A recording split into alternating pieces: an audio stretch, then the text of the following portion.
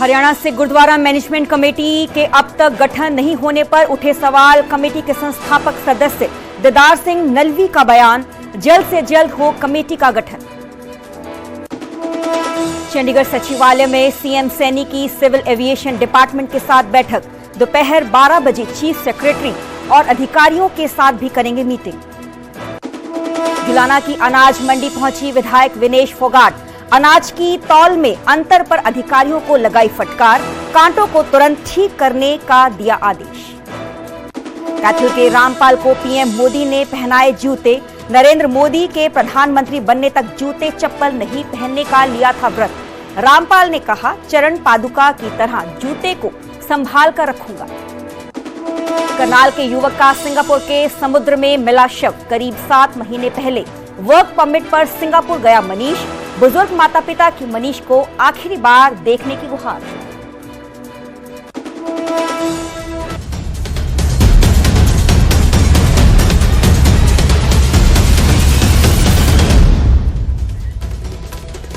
नमस्कार, मैं हूं सरबजोत कौर। न्यूज 18 पंजाब हरियाणा देख रहे सभी दर्शकों का बहुत बहुत स्वागत है। बुलेटिन की शुरुआत करेंगे और बात करेंगे रॉबर्ट वाड्रा की, क्योंकि गुरुग्राम लैंड स्कैम केस में रॉबर्ट वाड्रा से पूछताछ की जा रही है। अब से थोड़ी देर बाद वाड्रा से ईडी की तरफ से ये पूछताछ की जाएगी। ये मामला पूरा 2018 का है, जब 2018 में ईडी की तरफ से पूरा मामला दर्ज किया गया था। तो गुरुग्राम लैंड स्कैम पूरा मामला है जिसमें रॉबर्ट वाड्रा से पूछताछ की जाएगी। अब से थोड़ी देर बाद ईडी की टीम वाड्रा के पास पहुंचेगी और इस पूरे मामले में, जो कि 2018 का पूरा मामला है, उस पूरे मामले में पूछ पड़ताल रॉबर्ट वाड्रा से की जाएगी। कांग्रेस महासचिव प्रियंका गांधी वाड्रा के पति एवं कारोबारी रॉबर्ट वाड्रा हरियाणा जमीन सौदा मामले में पूछताछ के लिए सम्मन मिलने के बाद आज यानी कि नई दिल्ली स्थित ईडी के कार्यालय पहुंचेंगे, जिस सब के चलते उनसे बातचीत की जाएगी, पूछ पड़ताल की जाएगी।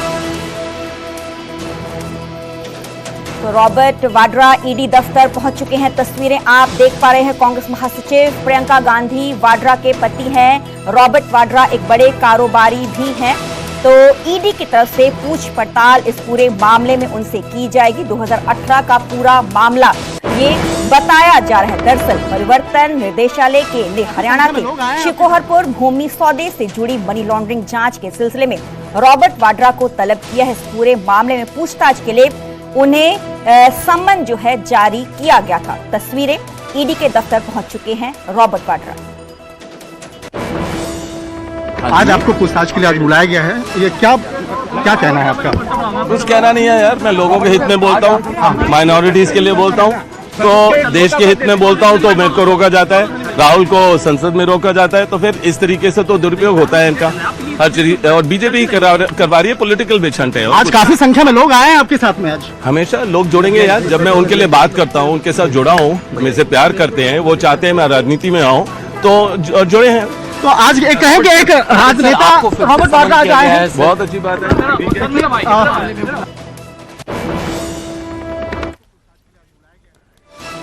तो गुरुग्राम लैंड स्कैम केस में रॉबर्ट वाड्रा से पूछताछ ईडी की तरफ से की जाएगी। 2018 का पूरा मामला है। ईडी दफ्तर पहुंच चुके हैं रॉबर्ट वाड्रा। प्रियंका गांधी के पति हैं, एक बड़े इंडस्ट्रियलिस्ट भी हैं। यह मामला 1 सितंबर 2018 को दर्ज किया गया था। तौरू निवासी सुरेंद्र शर्मा की शिकायत पर गुड़गांव के खेरकी दौली थाने में प्राथमिकता दर्ज की गई थी। आज आपको पूछताछ के लिए आज बुलाया गया है, ये क्या कहना है आपका? कुछ कहना नहीं है यार, मैं लोगों के हित में बोलता हूँ, माइनॉरिटीज के लिए बोलता हूँ, तो देश के हित में बोलता हूँ, तो मेरे को रोका जाता है, राहुल को संसद में रोका जाता है। तो फिर इस तरीके से तो दुरुपयोग होता है इनका हर चीज। और बीजेपी करवा रही है पॉलिटिकल विच हंट है। आज काफी संख्या में लोग आए हैं आपके साथ में। आज हमेशा लोग जुड़ेंगे यार, जब मैं उनके लिए बात करता हूँ, उनके साथ जुड़ा हूँ, मेरे से प्यार करते हैं, वो चाहते हैं मैं राजनीति में आऊँ, तो जुड़े हैं। तो आज कहें कि एक राजनेता रॉबर्ट वाड्रा आज आए हैं, बहुत अच्छी बात है। इस वक्त मेरे सहयोगी शंकर आनंद फोन लाइन पे जुड़े हुए हैं। शंकर, ये पूरा मामला जानना चाहेंगे। रॉबर्ट वाड्रा ईडी दफ्तर पहुंच चुके हैं।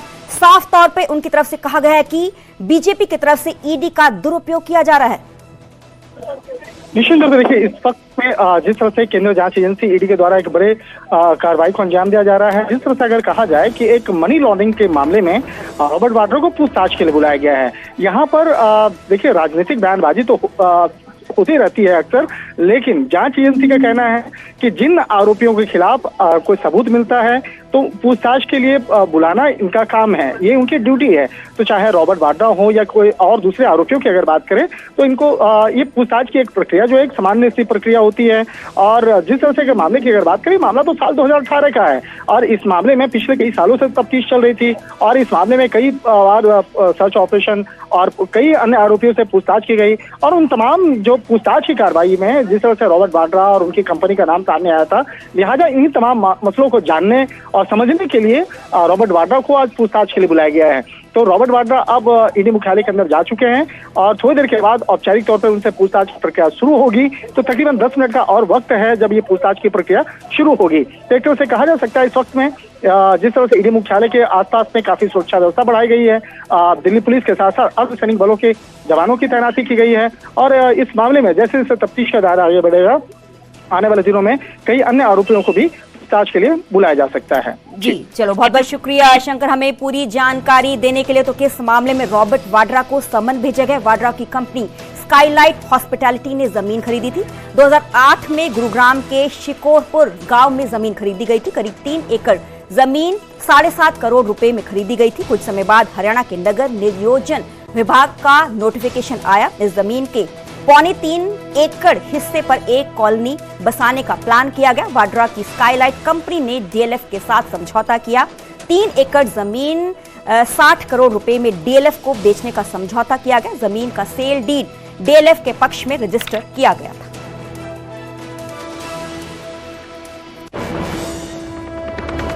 और अब बात करेंगे हरियाणा से गुरुद्वारा मैनेजमेंट कमेटी के गठन के मामले की। गुरुद्वारा मैनेजमेंट कमेटी का अभी तक गठन नहीं हुआ है। चुनाव होने और 40 सदस्य चुने जाने के बाद भी ये पूरा मामला लटका हुआ है। कमेटी के संस्थापक सदस्य दीदार सिंह नलवी का एक बयान स्टेटमेंट सामने आई है। सरकार जल्द से जल्द कमेटी का गठन करे। जो चुने हुए सदस्य हैं ये भी किसी पार्टी के हैं, उसमें से पदाधिकारी बनने चाहिए। आज नई कमेटी का चुनाव होने के बावजूद भी पुराने हारे हुए लोग ही अपनी चला रहे हैं। हरियाणा सिख गुरुद्वारा मैनेजमेंट कमेटी का चुनाव हुए लगभग 3 महीने बीत चुके हैं। तो सवाल खड़े किए जा रहे हैं, गुरुद्वारा मैनेजमेंट कमेटी का गठन अब तक नहीं हुआ है। चुनाव होने के बावजूद भी कमेटी का गठन अब तक नहीं हो पाया है। तो कमेटी के संस्थापक सदस्य दीदार सिंह नलवी ने यह बड़ा बयान स्टेटमेंट दी है। मेरे साथ मेरे सहयोगी अंकित दुधानी फोन लाइन पे जुड़े हुए हैं। अंकित, चुनाव होने के बावजूद भी कमेटी का गठन नहीं किया गया अब तक?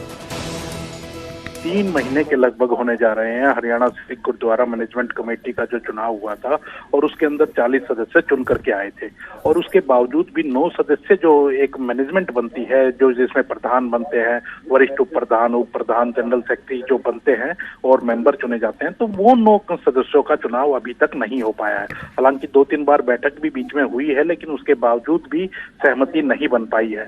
क्योंकि अलग अलग गुटों की बात करें तो जगदीश सिंह जिंडा का अलग गुट है, दीदार सिंह नलवी का अलग गुट है, वहीं अगर बात की जाए तो दूसरे गुट अलग हैं। लेकिन कहीं ना कहीं सरकार इस मामले में लगातार काम कर रही है और बैठकें भी लगातार हुई हैं, लेकिन उसके बावजूद भी अभी तक कोई ऐसी बैठक नहीं हो पाई जिसमें चयन हो पाए।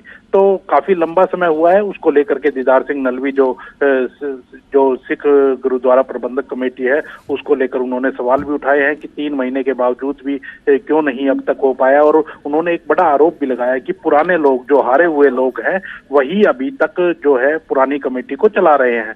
हालांकि उन्होंने 23 साल तक संघर्ष किया है और संघर्ष करने के बाद हरियाणा को अलग सिख गुरुद्वारा मैनेजमेंट कमेटी मिली थी। तो अपने आप में एक बड़ा प्रश्न जरूर उठता है कि 3 महीने के बाद भी क्यों नहीं बैठक हो करके और ये चयन हो पाया। जी चलो, बहुत बहुत शुक्रिया अंकित हमें पूरी जानकारी देने के लिए। तो कमेटी के संस्थापक सदस्य दीदार सिंह नलवी का एक बड़ा बयान कि 3 महीने बीत चुके हैं, चुनाव हो चुके हैं, पर इसके बावजूद भी अभी तक कमेटी का गठन नहीं किया गया है। जो चुने हुए सदस्य हैं वे किसी भी कमेटी के हैं और उसमें से पदाधिकारी बनने चाहिए। आगे बढ़ेंगे और बात करेंगे प्रताप सिंह बाजवा की। आज थाने में पेश होंगे प्रताप सिंह बाजवा ने खुद ट्वीट करके इस बारे में जानकारी दी है। आम आदमी पार्टी सरकार झूठी अफवाहें फैला रही है। मैं दोपहर 2 बजे साइबर सेल जाऊंगा, प्रताप सिंह बाजवा का यह ऑफिशियल स्टेटमेंट सामने आया है। प्रताप सिंह बाजवा ने एक्स पर खुद पोस्ट करके इस बारे जानकारी साझा किया है। प्रताप सिंह बाजवा ने लिखा है कि आम आदमी पार्टी सरकार झूठी अफवाहें फैला रही है। The AAP government is trying to spread false rumours. I am putting this on my record. I will be visiting the cyber cell to give my official statement today at 2 PM।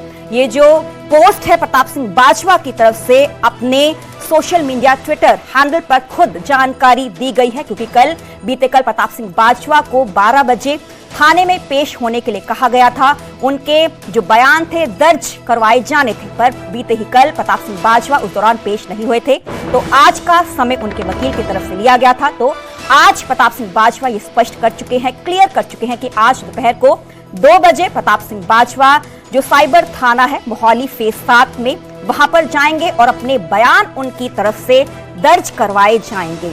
तो news 18 के खास show news room Katahara में प्रताप सिंह बाजवा पहुंचे थे। उनकी तरफ से एक बयान स्टेटमेंट दिया गया था कि पंजाब में 50 ग्रेनेड आए हैं, 18 चल चुके हैं और 32 ग्रेनेड अभी चलने बाकी है। पता नहीं सीएम भगवंत मान को इस बारे में पता है, नहीं पता है। इस बयान को लेकर सियासी घमासान मचा हुआ है। FIR दर्ज प्रताप सिंह बाजवा पे की गई थी, जिस सब के चलते बीते ही कल प्रताप सिंह बाजवा को पेश होने के लिए कहा गया था, पर अब आज प्रताप सिंह बाजवा ये क्लियर कर चुके हैं कि आज दोपहर को 2 बजे प्रताप सिंह बाजवा साइबर थाने में पेश होंगे और उनकी तरफ से अपने बयान दर्ज करवाए जाएंगे। मेरे साथ मेरे सहयोगी चंडीगढ़ से लाइव जुड़े हुए हैं पंकज कपाही। पंकज, प्रताप सिंह बाजवा खुद इस बात का जिक्र कर चुके हैं कि मैं 2 बजे साइबर सेल जाऊंगा और अपने बयान दर्ज करवाऊंगा। आम आदमी पार्टी मेरे खिलाफ रूमर्स, अफवाहें ना फैलाए।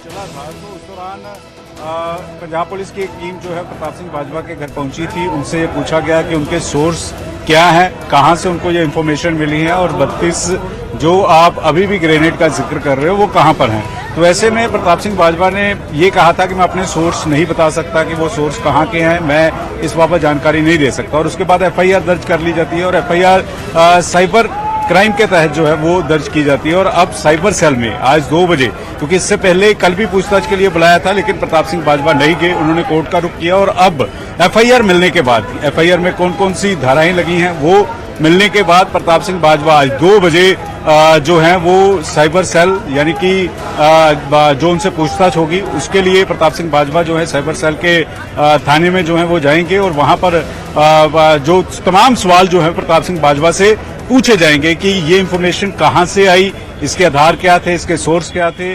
जो आप अभी भी कह रहे हैं कि 32 ग्रेनेड पंजाब में है, तो वो ग्रेनेड अभी कहां है? प्रताप सिंह बाजवा ये क्लियर कर चुके हैं कि मैं अपने सोर्स रिवील नहीं करूंगा।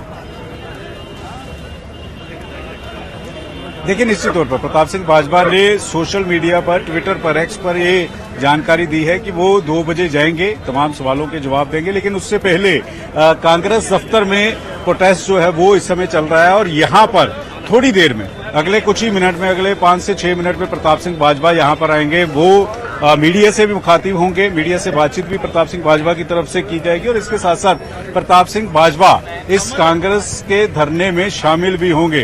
तो प्रताप सिंह बाजवा अब आने वाले हैं, कुछ ही समय में प्रताप सिंह बाजवा जो है वो यहाँ पर पहुंच जाएंगे। लेकिन उससे पहले ये तस्वीरें जो हैं वो कांग्रेस दफ्तर के बाहर की दिखा रहे हैं कि किस तरह से कांग्रेस के तमाम सीनियर लीडरशिप जो है वो यहाँ पर पहुंची हुई है। और वही दूसरी तरफ, क्योंकि FIR प्रताप सिंह बाजवा के ऊपर दर्ज हुई है, तो FIR दर्ज होने के बाद प्रताप सिंह बाजवा जो है वो अब उनसे पूछताछ जो है वो पुलिस करेगी। तो 2 बजे साइबर सेल में जो है प्रताप सिंह बाजवा शामिल होंगे, वहां पर उनसे पूछताछ जो है 2 बजे उनसे की जाएगी। जी चलो, बहुत बहुत शुक्रिया पंकज हमें पूरी जानकारी देने के लिए। तो ये क्लियर हो चुका है कि प्रताप सिंह बाजवा आज दोपहर को 2 बजे तकरीबन 2 घंटे बाद साइबर थाने पहुंचेंगे और अपने बयान उनकी तरफ से दर्ज करवाए जाएंगे। बाजवा ने खुद ट्वीट करके जानकारी दी है, आम आदमी पार्टी सरकार झूठी अफवाहें फैला रही है, मैं दोपहर को 2 बजे साइबर सेल जाऊंगा।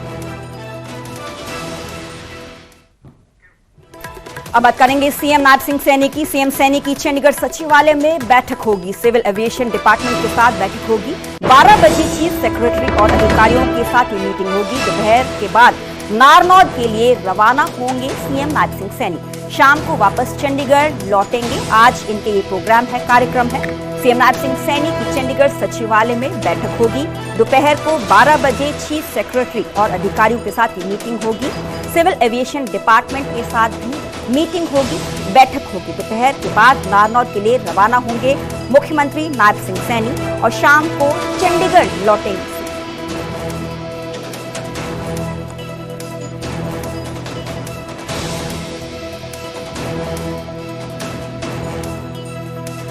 सीएम सैनी की चंडीगढ़ सचिवालय में 12 बजे बैठक शुरू होगी। सिविल एविएशन डिपार्टमेंट के साथ ये बैठक की जाएगी। तमाम मुद्दे विचारे जाएंगे। 12 बजे चीफ सेक्रेटरी और अधिकारियों के साथ भी बैठक होगी। मेरे साथ मेरे सहयोगी अंकित दुरानी फोन लाइन पे जुड़े हुए हैं। अंकित, इस बैठक का क्या कुछ एजेंडा, क्या कुछ मोटिव? बिल्कुल, सिविल एविएशन डिपार्टमेंट की बैठक है और बैठक के अंदर मुख्य रूप से एजेंडा जो है वो हिसार एयरपोर्ट और अंबाला एयरपोर्ट को लेकर के है।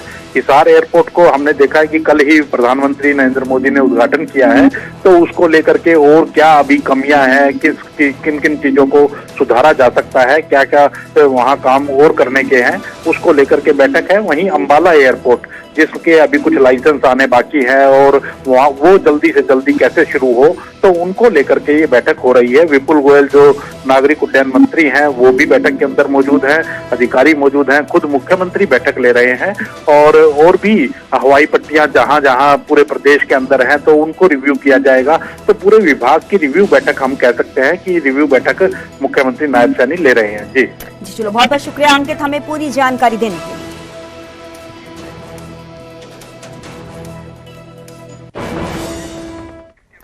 आगे बढ़ेंगे और बात करेंगे विधायक विनेश फोगाट की, जो कि झुलाना की अनाज मंडी पहुंची। अनाज की तौल में अंतर पर विधायक विनेश फोगाट भड़क उठी।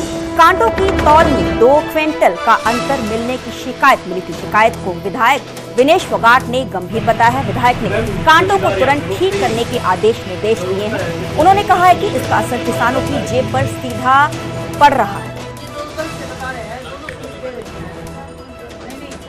रिकॉर्ड तो होगा आपके पास? हाँ जी, रिकॉर्ड गेट पास की रिकॉर्ड तो दे दो ना। कितनी पर्चियां कटी आपके देश में? कितने हैं?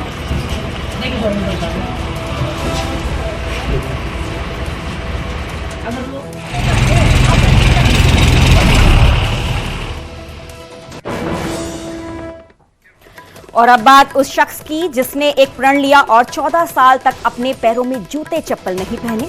14 साल बाद खुद प्रधानमंत्री नरेंद्र मोदी ने उसे जूते पहनाए। क्यों कर दिया? जूते पहनते रहना। रेड कार्पेट पर नंगे पांव चल रहे इस शख्स का नाम है रामपाल कश्यप।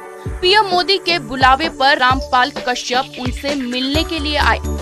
पीएम ने रामपाल के नंगे पैर देखकर सवाल किया। अरे भाई, आपने ऐसा क्यों कर दिया? अच्छा, सारी उम्र ही रहेगा मोदी जी के सामने में अपने पाँव 14 साल हो गए। तो आज हम तुमको जूता पहना रहे हैं, लेकिन बाद में फिर कभी ऐसा करना नहीं है।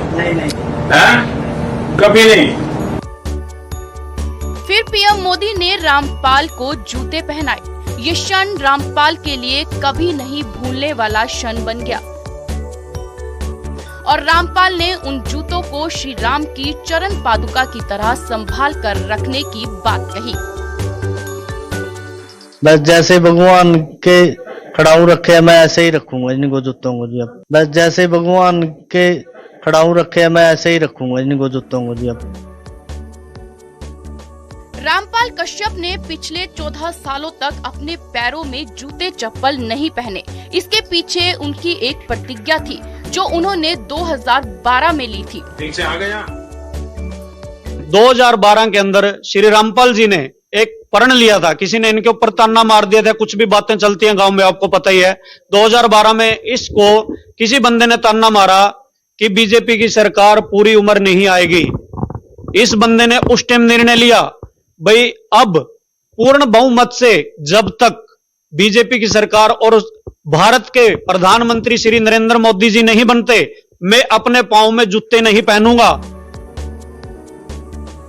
2012 में रामपाल कश्यप ने प्रतिज्ञा ली और 2014 में पूर्ण बहुमत के साथ केंद्र में बीजेपी की सरकार बन गई। नरेंद्र मोदी देश के प्रधानमंत्री बन गए, फिर भी रामपाल कश्यप ने अपने पैरों में जूते नहीं पहने। 6 महीने पहले उनके बेटे की शादी हुई, तब भी वे नंगे पांव ही रहे। उनकी जिद को देखकर लोग उन्हें पागल तक कहने लगे। आखिरकार एक दिन ऐसा हुआ जिसके बाद पीएम मोदी ने अपने हरियाणा दौरे के दौरान रामपाल को मिलने के लिए यमुनानगर बुला लिया। श्रीमती रेखा शर्मा जी जो पंचकूला से राज्यसभा सांसद में गई हुई है बीजेपी के वोटों से, वो आए थे और हमने इसकी साक्षात उनसे भेंट करवाई और उनकी पूरी 2012 से आज तक की व्यथा सुनाई।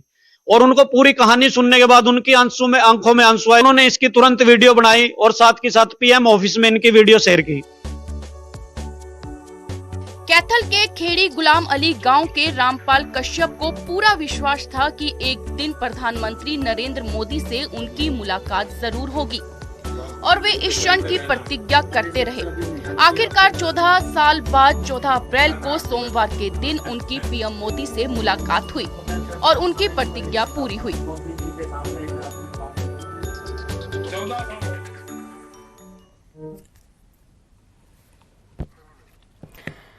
तो हमारे साथ रामपाल कश्यप मोदी के प्रशंसक खुद जुड़े हुए हैं। सर, बहुत बहुत स्वागत है आपका न्यूज़ 18 पंजाब पे। आपने यह प्रतिज्ञा प्रण जूते ना पहनने का क्यों लिया था? 2012 में लिया था मैंने। जी, क्यों लिया था? आपके जहन में, दिमाग में क्या आया था? मेरे मन में ये आया था कि मेरे गांव में हम 5-4 जने वर्कर थे जी बीजेपी के, तो कुछ आप थोड़ा ऊंचा बोल पाएंगे? आपकी आवाज हमारे तक क्लियर पहुंच सके। मैडम जी आप थोड़ी देर में करिए, पीएम ऑफिस से टीम आ गई थी। तो मेरे से दे दे फोन हमारा पीए साहब चल। जी चलो, बहुत बहुत शुक्रिया। रामपाल कश्यप मोदी के प्रशंसक हमारे साथ जुड़े थे। तस्वीरें आप देख पा रहे हैं पीएम नरेंद्र मोदी की तरफ से खुद सोशल मीडिया अकाउंट पर ये जो पूरी वीडियो है ये साझी की गई, क्योंकि 14 साल पहले रामपाल कश्यप की तरफ से ये प्रण प्रतिज्ञा ली गई थी।